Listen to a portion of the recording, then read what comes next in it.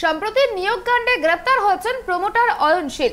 তিনি আবার শান্তনু বন্দ্যোপাধ্যায়ের ঘনিষ্ঠ বলে পরিচিত। সেই অয়নের বান্ধবী বলে পরিচিত শ্বেতা চক্রবর্তীকে ঘিরেও আচমকাই নানা প্রশ্ন উঠতে শুরু করেছে। শুক্রবার সেই শ্বেতার সঙ্গে দেখা করলেন কামারহাটির তৃণমূল বিধায়ক মদন মিত্র। প্রমোটার অয়নশীলের সূত্রে নিয়োগ দুর্নীতি মামলায় নাম জড়িয়েছে শ্বেতা চক্রবর্তীর। যদিও এই মামলায় তার কোনো যোগসূত্র নেই বলেই দাবি করেছেন মডেল অভিনেত্রী তথা কামারহাটি পুরসভা সিভিল ইঞ্জিনিয়ার। শুক্রবার কাজে যোগ দিয়েছেন তিনি। আর ঠিক সেই দিনই পুরসভায় শ্বেতার মুখোমুখি স্থানীয় বিধায়ক মদন মিত্র। গলায় লাল গোলাপের মালা, মাথায় ফেজ টুপি।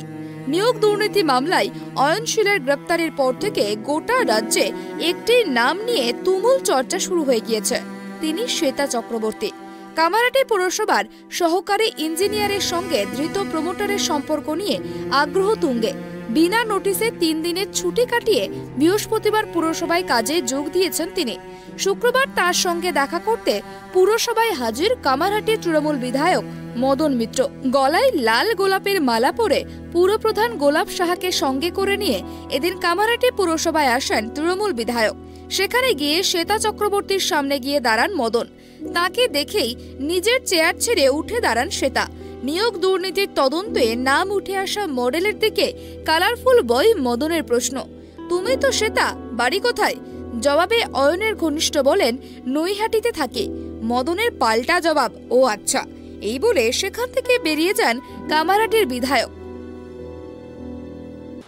তবে আপনি যদি বলেন যে আসতে যেতে এক্ষুনি একটি মেয়ে বাইরে বসে আছে, আমি গোপালকে জিজ্ঞেস করলাম, কেউ কি তোমার স্টাফ? গোপাল আমায় বললো, হ্যাঁ হ্যাঁ আমাদের স্টাফ।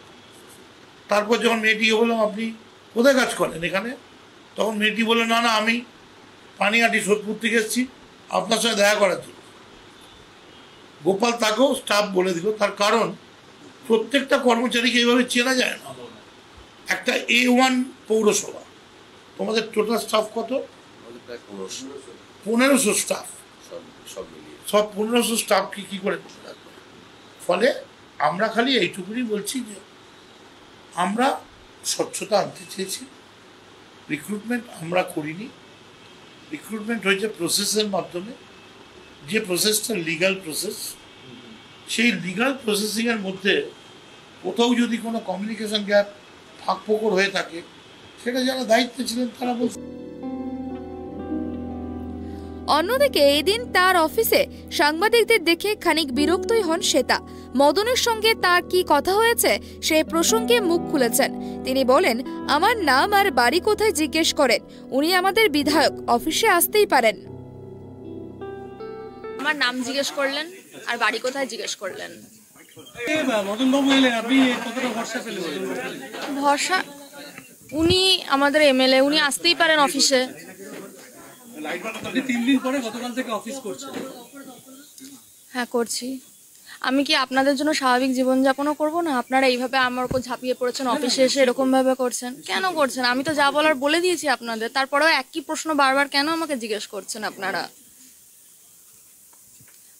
আমাকে দয়া করে আপনারা কাজ করতে দিন, আমি অফিসে আছি, তো দয়া করে আমাকে কাজটা করতে।